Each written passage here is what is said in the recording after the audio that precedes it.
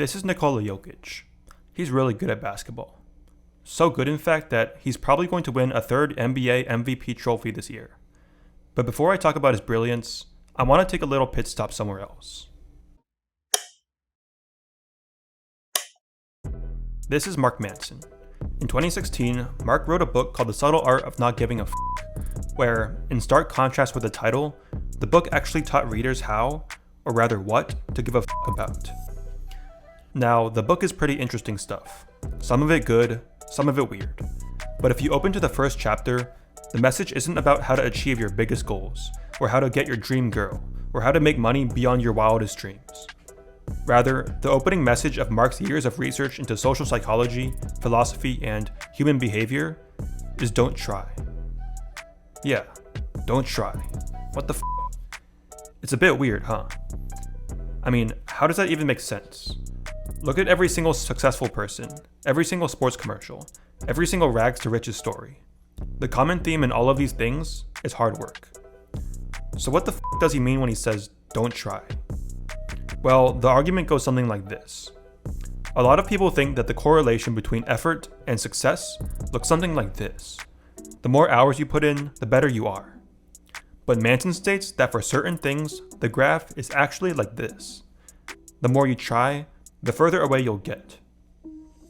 Some of the examples he lists are happiness, control, and confidence. The more we try to be happy, the more we focus on our inner unhappiness. The more we try to have control, the less control we feel like we have. And you may be thinking, okay, great. But regardless, I still have to do my homework and pay my bills, so what are you on about? And this brings me back to Nikola Jokic. Because in a sports culture where every game is about dominating your opponent, listening to hype music as you visualize your buzzer beater, being the last guy to leave the gym, it's the man who doesn't really seem to try, I need to go home, who sits at the top of the pyramid, holding the status of the greatest player in the world. And it all goes back to what Mark Manson described as the backwards law. The beauty of Jokic's game is that it doesn't rely on some external motivator.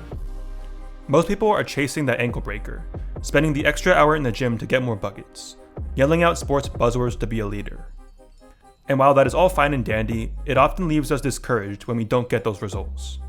Or as Mark Manson puts it, when the action becomes purely psychological, an experience that exists solely within our own consciousness, the relationship between effort and reward becomes inverted. What may seem as Jokic's lack of emotion for the game is actually a superpower. Because at the end of the day, basketball doesn't care about how hyped you feel. It doesn't care about how bad you want it. The only thing basketball cares about is if the ball goes in the hoop. That means having good footwork, making the right play, getting the right arc on your shot. And while it's very easy to flex on an opponent, promise to play better, become the meanest guy out there, it's actually the guy who supposedly doesn't care about basketball who was able to weather the emotional storm of playing in the NBA, make the right play even when he's playing really bad, be the center of calm in a game of chaos.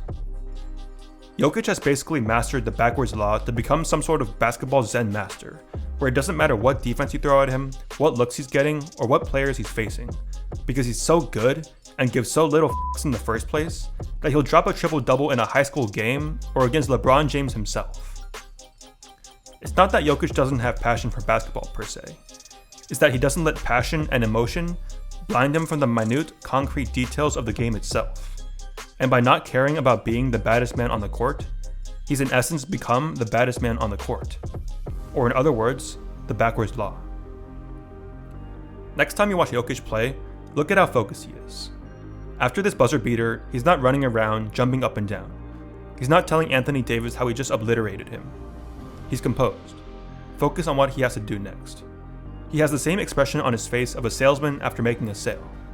Just move on to the next sale. Or in this case, the next basket. That's the look of a level 99 boss. Jokic's combination of talent, work ethic, and his mastery of the subtle art of not giving a single f*** has given him a level of focus and flow on the court that both physically and psychologically no other player can match. And at this rate, there's no predicting how many more chips he'll win. Hope you enjoyed, and thanks for watching.